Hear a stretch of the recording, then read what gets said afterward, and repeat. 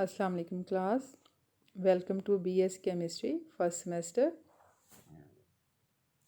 हमने इससे पहले कॉलेज में इनऑर्गेनिक केमिस्ट्री स्टार्ट की थी, जिसमें हमने पढ़ा था chemical bondings, types of chemical bondings. इसमें केमिकल बॉन्डिंग्स की टाइप में हमने पढ़ा ionic bond, covalent bond, coordinate covalent bond और उनकी प्रॉपर्टीज़ सारी हमने डिस्कस की। आज हम नया टॉपिक शुरू कर रहे हैं, theories of chemical bonding. Theories of chemical bonding में जो हमारा सबसे पहली थ्योरी है वो है valence shell electron pair repulsion theory. इसको वेस्पर थ्योरी भी कहते हैं। इस थ्योरी को पढ़ने से पहले हमें पता होना चाहिए कि इस थ्योरी के पढ़ने का मकसद क्या है और इसको पढ़कर हम क्या कर सकते हैं, यानी किस काबिल हो जाएंगे। इस थ्योरी में आपको एक्चुअली बताया जाएगा कोवलेंट कंपाउंड्स और पॉलीएटॉमिक आयंस कोवलेंट बॉन्ड जिनमें है उनकी ज्योमेट्री या शेप फाइंड आउट कैसे की जा सकती है। ठीक है, इसमें हमें सबसे पहले ये पता होना चाहिए कि लिविंग स्ट्रक्चर जो है वो क्या है। लिविंग स्ट्रक्चर जो है वो actually cross and dot model है किसी भी मॉलिक्यूल्स का। इसमें देखें, ये हमारे पास मीथेन का मॉलिक्यूल है। इसमें हमारे पास ये क्रॉस और डॉट, ठीक है, ये शो करते हैं इलेक्ट्रॉन्स को। जैसे हमारे पास कार्बन है, कार्बन का एटॉमिक नंबर है 6। इसकी इलेक्ट्रॉनिक कन्फिग्रेशन है 1s2, 2s2, 2px1 और 2py1 और 2pz0। तो वैलेंस शेल में कार्बन के हैं 4 इलेक्ट्रॉन्स। आप फ़र्ज़ करें कि मैंने 4 इलेक्ट्रॉन्स जो यहाँ पे कार्बन के शो किए हैं वो इस डॉट से शो किए हैं। ये एक डॉट, ये सेकंड, थर्ड और ये 4। उसके बाद 4 इसके हाइड्रोजन एटम है मीथेन में। हर हाइड्रोजन एटम के वैलेंस शेल में एक इलेक्ट्रॉन है और उसको शो किया गया क्रॉस से। इसमें ये हाइड्रोजन और उसका क्रॉस, और ये हाइड्रोजन और ये क्रॉस शो कर रहा है हाइड्रोजन के इलेक्ट्रॉन को, और ये इस हाइड्रोजन का ये क्रॉस इसके इलेक्ट्रॉन को शो कर रहा है। इस तरह ये जो मॉडल है ये है living structure of methane molecule. ठीक है, इसमें अब हमने सेंट्रल एटम जो है ना उसका वैलेंस शेल ये एक बड़ा सर्कल लगाकर शो किया। ठीक है, हमने क्या फाइंड आउट करना है, मीथेन का मॉलिक्यूल और उसके अंदर सेंट्रल एटम कौन सा है। सेंट्रल एटम कार्बन, और इस कार्बन का जो वैलेंस शेल है वो ये सर्कल। और इस सर्कल में कितने इलेक्ट्रॉन पेयर्स हैं, 4। एक ये 1 2 3 और ये 4 इलेक्ट्रॉन पेयर। ठीक है जी, तो लिविंग स्ट्रक्चर सबसे पहले लिखना है। उसके बाद हमने सेंट्रल एटम फाइंड आउट करना है। सेंट्रल एटम फाइंड आउट करके उसके वैलेंस शेल में number of electron pairs find out करने हैं। Number of electron pairs find out करके हमने देखना है कि कितने इलेक्ट्रॉन पेयर्स लॉन पेयर हैं और कितने बॉन्ड पेयर हैं। सबसे पहले इलेक्ट्रॉन पेयर्स की 2 टाइप्स हैं, एक को कहते हैं लॉन पेयर और एक को कहते हैं बॉन्ड पेयर। लॉन पेयर और बॉन्ड पेयर के फ़र्क को समझने के लिए आप ये एग्जांपल देखें अमोनिया की। अमोनिया में 3 इसके हाइड्रोजन के साथ नाइट्रोजन के बॉन्ड है, ये 1, ये 2 और ये 3। और ये ऊपर 2 डॉट शो किए गए हैं, ये 2 डॉट शो करते हैं नाइट्रोजन के लॉन पेयर को। ठीक है, तो लॉन पेयर और बॉन्ड पेयर, बॉन्ड पेयर क्या है, नाइट्रोजन और हाइड्रोजन के दरमियान जो इलेक्ट्रॉन पेयर शेयर हुआ है उसको कहते हैं बॉन्ड पेयर। ठीक है, तो बॉन्ड पेयर वो electron pair which is under the influence of 2 nuclei is called bond pair.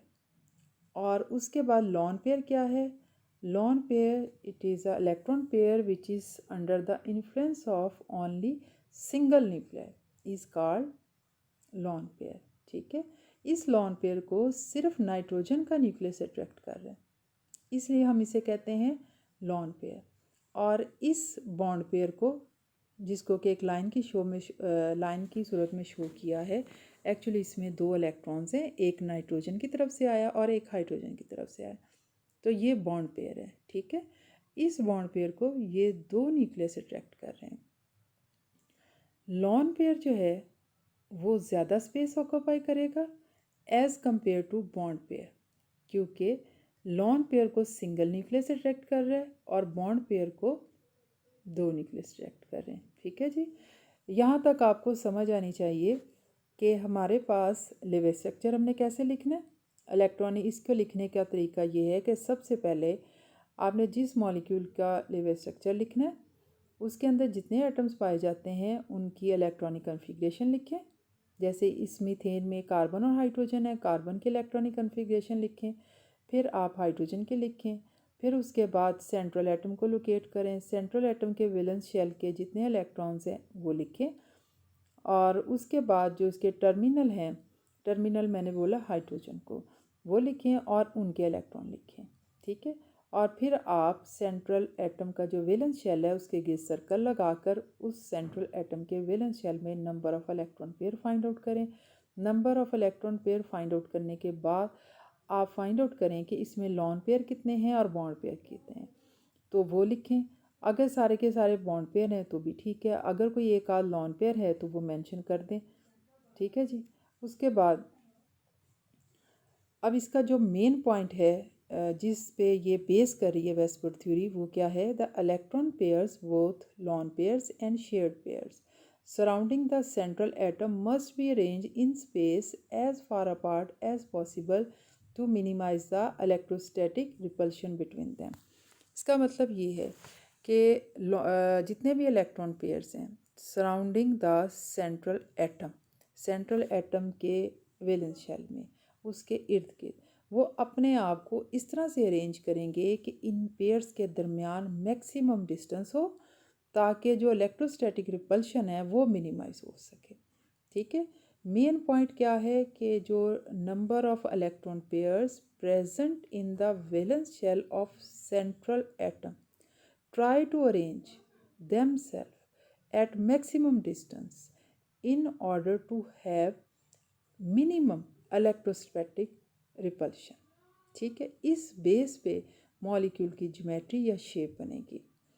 अब जब ये इलेक्ट्रॉन पेयर्स अपने आप को मैक्सिमम डिस्टेंस पे लेके जाएंगे, वहाँ पे जाके एक फिक्स एंगल ही वो इस्टेब्लिश करेंगे अपने टर्मिनल्स के साथ। ठीक है, जिसको हम बोलते हैं bond angles about a central atom, और इस बॉन्ड एंगल पे टोटल जो रिपल्शन होगी वो मिनिमम होगी। ठीक है, और डिस्टेंस जो है ना वो मैक्सिमम होगा। ये हमारा एक तरह से मेन पॉइंट है इस थ्योरी का। उसके बाद आगे आ जाएं, इसके जो मेन पॉइंट्स हैं। Number 1, lone pair of electron occupy more space than a bonding pair. This is because the lone pair of electron is under the influence of only one nucleus of the central atom. They are expected to occupy more space with a greater electron density than the bond pair electrons which are under the influence of two nuclei. Thus, decreasing order of a repulsion is lone pair greater than lone pair bond pair greater than bond pair.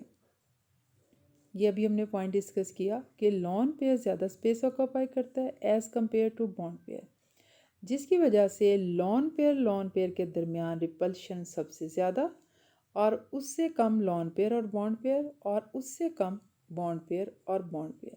यानी bond pair के दरमियान repulsion सबसे कम और lone pair के दरमियान सबसे ज़्यादा। Next हमारा पॉइंट है repulsive forces decreases sharply with increasing interpair angle. They are strong at 90 degree, much weaker at 120 and very weak at 180।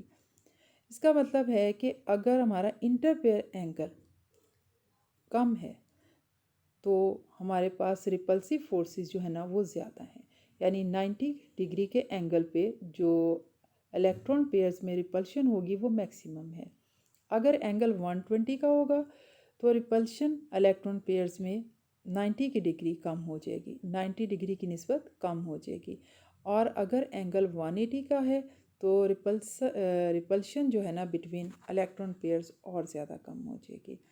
हमारा थर्ड पॉइंट है the influence of a bonding electron pair decreases with the increasing value of electronegativity of an atom forming a molecule. ठीक है, इसको समझने के लिए आप देखें, इसमें यह कहा गया है कि इलेक्ट्रॉन पेयर का जो इन्फ्लुएंस है वो कम होता जाएगा जूँ जूँ इलेक्ट्रोनेगेटिविटी की वैल्यू बढ़ती जाएगी। ये हमारे पास 3 स्ट्रक्चर इसमें मेंशन है। एक है ये PbR3, ये Pi3 और PCl3। इन तीनों में आप बॉन्ड एंगल देखें, क्लोराइड, फास्फोरस और क्लोराइड का इसमें 100 है। इस तरफ आ जाए, ये आयोडाइड, फास्फोरस और आयोडाइड का एंगल है 102 और उसके बाद ये Br, फास्फोरस और Br, इसका जो एंगल है वो है 101। अब इस चीज़ को हमने एक्सप्लेन करना है। इसमें आप देखें कि सबसे ज़्यादा इलेक्ट्रोनेगेटिविटी फास्फोरस तो तीनों में सेम है, लेकिन क्लोराइड, आयोडाइड और ब्रोमाइड ये तीनों डिफरेंट हैं। ठीक है, तीनों का ताल्लुक हैलोजन ग्रुप से है। क्लोराइड, उसके बाद ब्रोमाइड, फिर आयोडाइड अपने ग्रुप में। तो क्लोराइड की इलेक्ट्रोनेगेटिविटी सबसे ज़्यादा, उसके बाद ब्रोमाइड, उसके बाद आयोडाइड, यानी आयोडाइड की इलेक्ट्रोनेगेटिविटी सबसे कम और क्लोराइड की सबसे ज़्यादा। ठीक है, इसमें क्या है कि जब फास्फोरस और क्लोराइड के दरमियान बॉन्ड बनता है तो ये शेयर होता है। शेयर होने के बाद जिसकी इलेक्ट्रोनेगेटिविटी ज़्यादा होती है वो बॉन्डिंग इलेक्ट्रॉन पेयर उस एटम के पास ज़्यादा स्टे करता है। अब जब यहाँ पे बॉन्ड बना तो ये इलेक्ट्रॉन पेयर जो फास्फोरस और क्लोराइड के दरमियान था उसका ज़्यादा जो था ना स्टे वो क्लोराइड के पास था, क्योंकि क्लोराइड की इलेक्ट्रोनेगेटिविटी ज़्यादा है, जिसकी वजह से यहाँ से सेंट्रल एटम से फासला इसका बढ़ गया इलेक्ट्रॉन पेयर का, ये ज़्यादा इसके पास रहा। तो इन्फ्लुएंस जो था वो इलेक्ट्रॉन पेयर का डिक्रीज़ हो गया। डिक्रीज़ होने की वजह से इसका एंगल जो है वो कम हो गया। ठीक है, अब उसके बाद ये आप देखें ब्रोमाइड की तरफ इसकी इलेक्ट्रोनेगेटिविटी क्लोरीन की निस्बत कम है।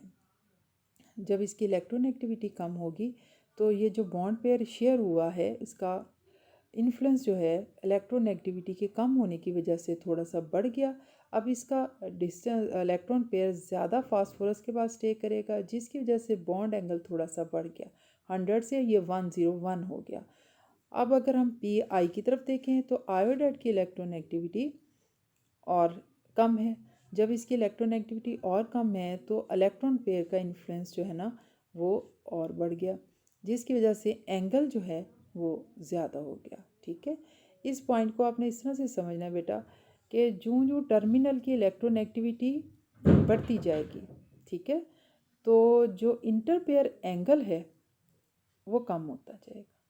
ठीक है, यानी जो टर्मिनल की इलेक्ट्रोनेगेटिविटी बढ़ती जाएगी, इंटरपेयर एंगल, ये इंटरपेयर एंगल है, ठीक है, ये कम होता जाएगा। और जो इलेक्ट्रोनेगेटिविटी कम होती जाएगी, इंटरपेयर एंगल बढ़ता जाएगा। ठीक है जी। अब उसके बाद हमारा अगला पॉइंट है point number 4, multiple bonds behave as a single electron pair for the purpose of VSEPR theory. यानी इसमें यह कहा गया है कि मॉलिक्यूल्स के अंदर मल्टीपल बॉन्ड्स बनते हैं, जैसे डबल बॉन्ड, ट्रिपल बॉन्ड, लेकिन वेस्पर थ्योरी में जब भी हम डबल बॉन्ड या ट्रिपल बॉन्ड जहाँ भी आएगा तो उसको हम सिंगल इलेक्ट्रॉन पेयर के तौर पे ही लेंगे, उसको इससे ज़्यादा नहीं लेंगे। उसकी वजह ये है कि सिंगल बॉन्ड बनता है, सिग्मा बॉन्ड पहले बनता है, उसको हम सिंगल बॉन्ड कहते हैं। उसके बाद जो पाई बॉन्ड है डबल बॉन्ड की फॉर्म में, तो वो सिग्मा के ऊपर बनता है। इनकी डायरेक्शन एक होती है, ओरिएंटेशन एक होती है, इसलिए हम कहते हैं कि अगर मल्टीपल बॉन्ड्स भी आ जाएगा तो उसको भी हम सिंगल इलेक्ट्रॉन पेयर के तौर पे ही कंसीडर करेंगे वेस्पर थ्योरी में। अगला जो हमारा पॉइंट है वो है the 2 electron pairs of a double bond or 3 electron pairs of a triple bond occupy more space than the 1 electron pair of a single bond. It means कि अगर डबल बॉन्ड है तो उसमें 2 इलेक्ट्रॉन पेयर्स, ठीक है, और अगर triple bond है तो उसमें 3 इलेक्ट्रॉन पेयर, और अगर सिंगल बॉन्ड है तो उसमें 1 इलेक्ट्रॉन पेयर। तो सबसे ज़्यादा स्पेस कौन ऑक्यूपाई करेगा? 3 इलेक्ट्रॉन पेयर्स। ठीक है, यानी 3 इलेक्ट्रॉन पेयर्स हैं तो जाहिर है उनकी स्पेस भी ज़्यादा होगी, वो ज़्यादा स्पेस ऑक्यूपाई करेगा। और अगर 2 इलेक्ट्रॉन पेयर्स हैं तो वो 3 की निस्बत कम स्पेस ऑक्यूपाई करेगा, और अगर 1 इलेक्ट्रॉन पेयर है तो इसकी स्पेस और ज़्यादा कम हो जाएगी। अब आ जाए 6 नंबर पे, the lawn pairs repel bond pairs, giving rise to some distortions in the molecular shape. The distortion may also result due to different atoms in the molecule. यानी सेंट्रल एटम है, उसमें अगर तो सारे के सारे इलेक्ट्रॉन पेयर बॉन्ड पेयर हैं तो मॉलिक्यूल की ज्योमेट्री और शेप बिल्कुल रेगुलर होगी, ठीक है। और अगर उसमें एक भी लॉन पेयर आ जाता है, किसी मॉलिक्यूल के सेंट्रल एटम के वैलेंस शेल में एक भी अगर लॉन पेयर आ जाता है तो मॉलिक्यूल की जो शेप है, ज्योमेट्री है, वो रेगुलर नहीं रहेगी, बल्कि वो डिस्टर्ब हो जाएगी, उसमें डिस्टॉर्शन आ जाएगी, इरेगुलर आ जाएगी शेप, और नई शेप वो एज्यूम करेगा, ठीक है। इस पॉइंट का मतलब ये है कि अगर जिस मॉलिक्यूल की हमने शेप फाइंड आउट करनी है उसके सेंट्रल एटम में सारे के सारे इलेक्ट्रॉन पेयर बॉन्ड पेयर हैं, कोई भी लॉन पेयर नहीं है, तो मॉलिक्यूल की ज्योमेट्री बिल्कुल परफेक्ट रेगुलर होगी। और अगर उसके सेंट्रल एटम के वैलेंस शेल में एक भी इलेक्ट्रॉन पेयर जो है ना वो लॉन पेयर होता है तो शेप जो है वो रेगुलर नहीं रहेगी बल्कि डिस्टर्ब हो जाएगी, ठीक। अगली लाइन का मतलब ये है कि अगर टर्मिनल एटम्स एक जैसे हैं, जैसे मीथेन, इसमें कार्बन सेंट्रल एटम है और चारों के चारों हाइड्रोजन टर्मिनल हैं, ठीक है, तो चारों हाइड्रोजन सेम है, तो ऐसे मॉलिक्यूल की ज्योमेट्री जो है ना, अगर इसमें कोई लॉन पेयर नहीं है तो रेगुलर है ज्योमेट्री, ठीक है, शेप इसकी बड़ी रेगुलर, इसमें कोई डिस्टॉर्शन नहीं। लेकिन अगर आप एक भी टर्मिनल रिप्लेस कर दें किसी और एटम्स के साथ, जैसे क्लोरोफॉर्म, ठीक है, क्लोरोफॉर्म का फॉर्मूला क्या है, CHCl3। इसमें हमने क्या किया कि कार्बन टेट्राक्लोराइड के 4 क्लोराइड में से एक को हाइड्रोजन के साथ रिप्लेस कर दिया। अब इसकी जो ज्योमेट्री आ जाएगी ना, या शेप या एंगल, सारे के सारे वो एक जैसे नहीं होंगे बल्कि इसमें डिस्टॉर्शन होगी। जब एंगल डिफरेंट होगा तो ज्योमेट्री और शेप में भी थोड़ा सा फ़र्क आ जाएगा, ठीक है। ये सारे थे इसके वेस्पर थ्योरी के मेन पॉइंट्स। अब हम देखते हैं कि इसकी एप्लीकेशन जो है ना वो हमने इनको कैसे स्टडी करना है। एप्लीकेशन ऑफ वेस्पर थ्योरी, ये जो हमने पीछे सारे पढ़े वो इसके मेन पॉइंट्स थे। अब हम इन मेन पॉइंट्स को अप्लाई करते हैं कि किसी भी मॉलिक्यूल की ज्योमेट्री फाइंड आउट कैसे करनी है। तो सबसे पहले हमें ना 3 स्टेप्स पता होने चाहिए जो हमने करने हैं।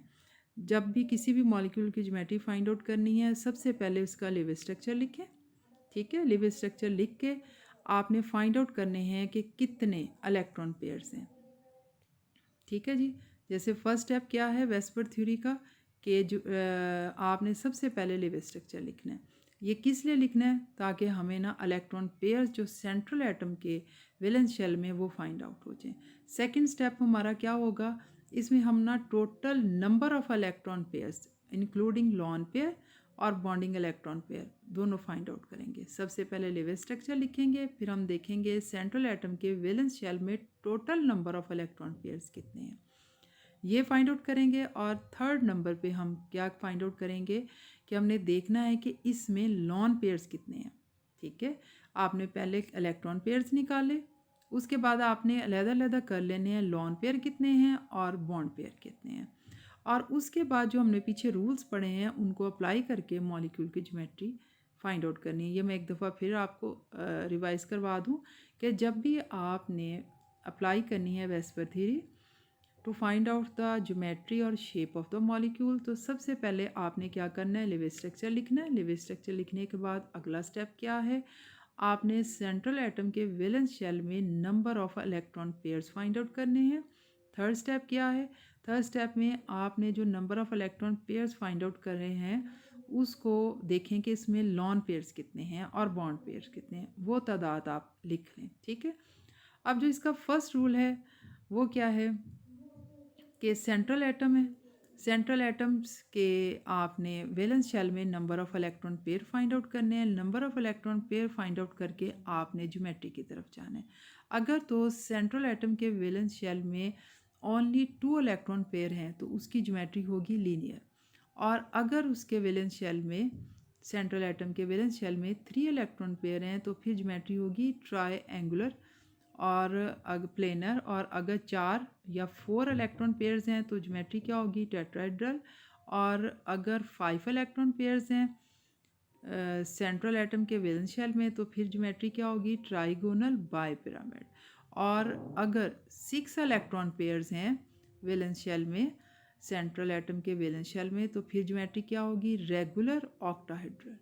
ये लिखा हुआ है 2 तो लीनियर, और अगर 3 हैं तो ट्राइगोनल, 4 है टेट्राहेड्रल, और अगर 5 हैं तो ट्राइगोनल बाई पिरामिड, और अगर 6 हैं तो फिर रेगुलर ऑक्टाहेड्रल। ठीक है जी, ये हमारा रूल नंबर 1 है कि हमने सबसे पहले सेंट्रल एटम लोकेट करना है। सेंट्रल एटम लोकेट करके हमने उसका लेवल स्ट्रक्चर लिखना है। लेवल स्ट्रक्चर लिखकर फिर हमने इलेक्ट्रॉन पेयर्स फाइंड आउट करने हैं। इलेक्ट्रॉन पेयर्स फाइंड आउट करके हमने देखना है लॉन पेयर कितने हैं और बॉन्ड पेयर कितने हैं। ठीक है, और जब तादाद हमारे पास आ गई, अगर 2 इलेक्ट्रॉन पेयर्स हैं तो फिर हमारे पास लीनियर शेप है, और अगर 3 हैं तो ये ट्राइगोनल प्लेनर। इस तरह से ज्योमेट्री आ गई। अब अगला जो स्टेप है उसमें हमने देखना है कि सेंट्रल एटम जो मॉलिक्यूल का है उसमें बॉन्ड पेयर्स और लॉन पेयर्स वो कितने हैं। ठीक है, अगर तो सारे के सारे बॉन्ड पेयर हैं और उसमें कोई भी नहीं है लॉन पेयर, तो ज्योमेट्री जो है ना वो रेगुलर होगी। और इसमें डिस्टॉर्शन या अल्टरनेशन कब आएगी शेप में, अगर हमारे पास सेंट्रल एटम के वैलेंस शेल में कोई एक भी लॉन पेयर आ गया। ठीक है, ये हमने पॉइंट डिस्कस किया था। अब तीसरे रूल की तरफ हम आते हैं। इसमें है कि ये BAB bond angle decreases with the increase in electronegativity of atoms in AB2 molecules। ठीक है, जहाँ A जो है ना वो सेंट्रल है। ये भी मैंने अभी आपके साथ डिस्कस किया था कि ये देखें कि इसमें बॉन्ड एंगल जो है ये इसमें PCl3 में ये वाला कि इलेक्ट्रोनेगेटिविटी बढ़ गई, तो ये जो इंटरपेयर एंगल है ये डिक्रीज हो गया। ठीक है, इसमें सबसे कम है तो ये बढ़ गया, सबसे कम इसमें 100 PCl3 में, क्योंकि इलेक्ट्रोनेगेटिविटी क्लोरीन की सबसे ज़्यादा है, इसलिए इसका एंगल जो है ना वो कम है। और आयोडीन की कम है, इसलिए इसका एंगल ज़्यादा है। ठीक है जी, ये इस रूल में ये बात बताई गई है। उसके बाद आगे आ जाए, ये आगे एग्जाम्पल भी लिखी हुई है जो मैंने अभी डिस्कस की थी आपके साथ, Pi3 PBr3 PCl3। उसके बाद रूल नंबर 4 है bond angles involving multiple bonds are generally larger than those involving only single bonds, however the multiple bonds do not affect the geometry of a molecule. यानी bond angles जिसमें multiple bonds होगा वो थोड़ा सा बड़ा होगा, ठीक है, as compare to single bonds, लेकिन ये ओवरऑल ज्योमेट्री में कोई इफेक्ट नहीं करेगा। इसके लिए अच्छा जी, ये हम आगे मज़ीद तसल्ली से डिस्कस करेंगे इस पॉइंट को। अभी इसकी स्लाइड में आपको दिखाऊंगी, फिर आप देखिएगा। अब रूल नंबर 5 है repulsion between electron pairs in filled shell are larger than the repulsion between electron pairs in incompletely filled shell. इसकी एग्जांपल है compare HOH and HSH bond in water and H2S molecule. H2O में angle है 105.50 degree, जो कि greater than है as compare to H2S जिसमें angle है 92.20। अच्छा जी, इसमें आपको थोड़ा सा समझना होगा। इस तरह है कि ऑक्सीजन और सल्फ़र दोनों किस ग्रुप से बिलोंग करते हैं, ये दोनों 6 ग्रुप से बिलोंग करते हैं। ऑक्सीजन का जो वैलेंस शेल है उसकी इलेक्ट्रॉनिक कन्फिग्रेशन वैलेंस शेल की क्या है, 2s2 2p2 और उसके बाद फिर 2px2 और 2py1 और 2pz1। ठीक है, उसके बाद सल्फ़र आ जाता है इससे नीचे। सल्फ़र के जो वैलेंस शेल है वो है 3s2 3px2 और 3py1 और 3pz1। ठीक है, और आपको पता है कि 3d जो ऑर्बिटल है वो थर्ड शेल में इन्वॉल्व हो जाता है। 3p के बाद आगे आ जाएगा 3d, ठीक है। जबकि ऑक्सीजन के इलेक्ट्रॉनिक कन्फिग्रेशन में उसके वैलेंस शेल में 2s2 और 2p के बाद उसमें कोई 2d नहीं है, बल्कि अब अगला शेल शुरू हो जाएगा 3s वाला, ठीक है। तो ऑक्सीजन का जो वैलेंस शेल है वो जब शेयर करेगा इलेक्ट्रॉन्स 2 हाइड्रोजन एटम्स के साथ, तो उसके वैलेंस शेल में 8 इलेक्ट्रॉन उसकी कैपेसिटी के हिसाब से मुकम्मल हो गए, ठीक है। अब H2S में जब सल्फ़र शेयर करेगा 2 इलेक्ट्रॉन्स विद हाइड्रोजन, तो सल्फ़र के वैलेंस शेल में कितने हो गए 8 इलेक्ट्रॉन्स, जबकि सल्फ़र का वैलेंस शेल तो बड़ा है, ठीक है। इसकी कैपेसिटी 3d भी आता है, इसके ऑर्बिटल में वो वेकेंट रह जाता है, ठीक। तो इस बात को ज़रा आप अच्छी तरह से जहन नशीन कर लें कि सल्फ़र जो है ये after bond formation with hydrogen, ठीक है, फिर भी इसका शेल जो है ये मुकम्मल तौर पे फिल नहीं होता, जबकि ऑक्सीजन का मुकम्मल तौर पे फिल हो जाता है, ठीक है। तो इसी वजह से जो रिपल्शन है between electron pairs in filled shell वो ज़्यादा है as compare to repulsion between electron pairs in incompletely filled shell. यानी ऑक्सीजन का शेल मुकम्मल है, इसके वैलेंस शेल में जो इलेक्ट्रॉन पेयर्स हैं उनके दरमियान रिपल्शन ज़्यादा होगी, ठीक है, as compare to repulsion between electron pairs in the valence shell of sulphur, क्योंकि सल्फ़र का वैलेंस शेल मुकम्मल तौर पे फिल नहीं है, 8 इलेक्ट्रॉन्स तो हो गए लेकिन उसके पास 3d ऑर्बिटल है जो कि वेकेंट है, इसलिए सल्फ़र के वैलेंस शेल में जो इलेक्ट्रॉन पेयर्स हैं उनके दरमियान रिपल्शन कम होगी। जब उनके दरमियान रिपल्शन कम होगी तो उसका एंगल जो है ना वो शॉर्ट हो जाएगा, कम हो जाएगा, ठीक है, और कम होकर वो कितना हो जाएगा 92.20, जबकि वाटर जो है इसका ऑक्सीजन सेंट्रल एटम है जो कि मुकम्मल तौर पे फील्ड है, ठीक है। फील्ड होने की वजह से ऑक्सीजन के वैलेंस शेल के अंदर जितने इलेक्ट्रॉन पेयर्स थे उनके दरमियान रिपल्शन क्या होगी, बढ़ गई। रिपल्शन बढ़ने की वजह से उनका एंगल बढ़ गया और एंगल बढ़ के कितना हो गया 105.50 डिग्री, ठीक है जी। ये सारा था हमारे वेस्पर थ्योरी के मेन पॉइंट्स, इसको आप अच्छी तरह से लर्न करें। अगर आपको इनमें कोई प्रॉब्लम आती है, कोई पॉइंट नहीं समझ आता, तो आप मेरे से डिस्कस करें, ठीक है। मैं इंशाल्लाह आपको इसके जवाब दूंगी और हमारे नेक्स्ट लेक्चर में हम इसकी एप्लीकेशंस पढ़ेंगे कि इस थ्योरीज़ को हमने पढ़कर अब इसको अप्लाई करना है, मॉलिक्यूल्स की ज्योमेट्री और शेप फाइंड आउट करनी है, ठीक है। अल्लाह हाफिज़।